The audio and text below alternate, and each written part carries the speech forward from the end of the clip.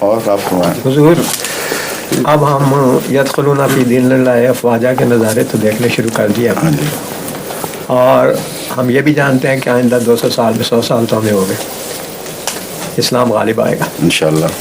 تو جب مسلمانوں کی تعداد اتنی زیادہ ہو جائے گی تو حج ایک دن میں تو بڑا مشکل ہو جائے گا ادا کرنا مسلمانوں کے لیے. کیوں؟ آج کل ہی بڑی مشکل پڑی ہوئی ہے، تو پھر بھی ہو رہا ہے. کوٹا مقرر کر رہے ہیں.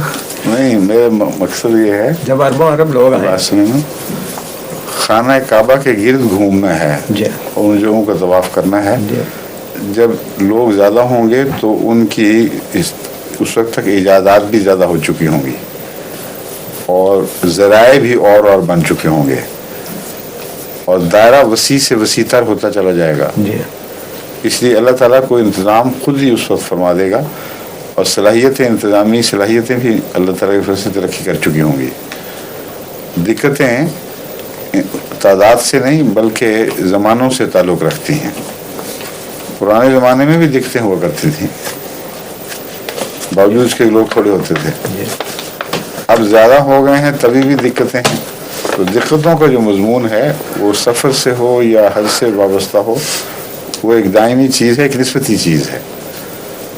تو آئندہ زمانوں میں خدا تعالیٰ کوئی اور ایسے رستے، ایجادات ایسی پید بنا دے گا جس کے ذریعے زیادہ آسانی کے ساتھ آؤٹر سرکمفرنس کے لوگ طے کر ٹھیک آؤٹر سرکمفرنس کے ہو سکتے ہیں. ہو سکتا ہے اس وقت یہ فیصلہ بھی کرنا پڑے کہ صفا اور مروہ کے درمیان اس کے پہلو میں بھی آگے پیچھے اس حد تک جائیں تو وہی کافی ہو جائے گا.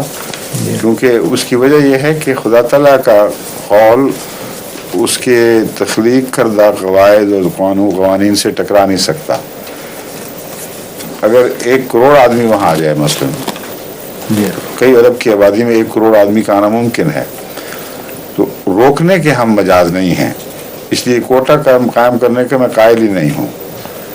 کوٹا جو آپ بناتے ہیں تو صاف بتا دیا، پتہ چلا کہ آپ نے بالوں کو حج سے روک دیا ہے جن کی زندگی کی آپ ضمانت نہیں دے سکتے. توفیق ان کو اللہ نے عطا فرمائی اور آپ نے کہا جی ہم نہیں سنبھال سکتے، آپ کو کوئی حق نہیں ہے. اپنے انتظام کو بہتر بنائیں. خدا نے ان کی توفیق بھی تو بڑھائی. دیکھیں اب یہاں دولت جو نکلی ہے وہ اس لیے تو نہیں تھی کہ سونے کے محلات بنائے جائیں، وہ اس لیے تھی کہ حج کے تقاضے پورے ہو سکیں. اس لیے کوٹے ووٹے جو ہیں یہ سب یوں فرضی روکے ہیں جن کا انسان کو اختیار ہی نہیں ہے. لازماً یہ سوچنا پڑے گا اس زمانے کے لحاظ سے کہ خدا کا حکم ہے اور توفیق اس نے دی ہے. جتنے آدمی آئیں ہمیں ضرور سنبھالنے ہوں گے.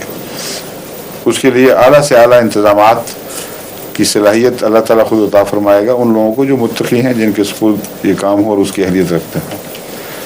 اور اس وقت کے لحاظ سے اگر یہ ناممکن ہو جائے کہ معینہ دنوں کے اندر ہر شخص اس طواف میں سے گزر جائے، تو اس کا ایک ہی حل نظر آتا ہے کہ جس طرح آب نہ ہو سکے تیمم ہو جاتا ہے، تو اس حج میں صفا و مروہ کا تیمم بھی ہو جائے.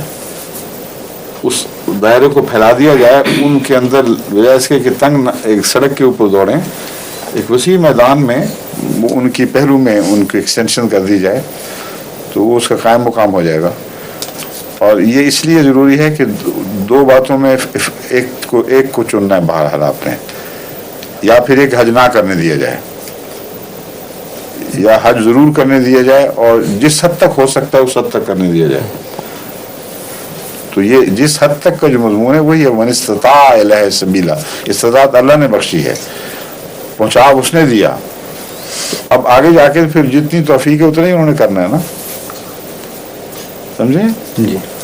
وہ ہو سکتا ہے بڑے دائرے وسیع ہو جائیں گے. بہت دور سے رمی جمار بھی صرف وہ ایک نشان ہی ہو جائے گا دور تک، ورنہ ابھی بھی اکثر لوگ رمی سے محروم ہی آتے ہیں کیونکہ پہنچ ہی نہیں سکتے. ایسے تو میں نے دیکھے جن پر پتھر پڑے ہوں میں خود رمی نہ کر سکے، جوتیاں بھی پڑ جاتی ہیں ان پر. کہ مجھے حج سے آنے والے بتایا کہ ایک دم پیچھے سے پڑ دیکھ تو کسی نے دور سے اپنی جوتی اتار کے غصے میں شیطان کو ماری تھی. وہ شیطان تک تو نہیں پہنچی، ایک فرشتے کو لگ گئی.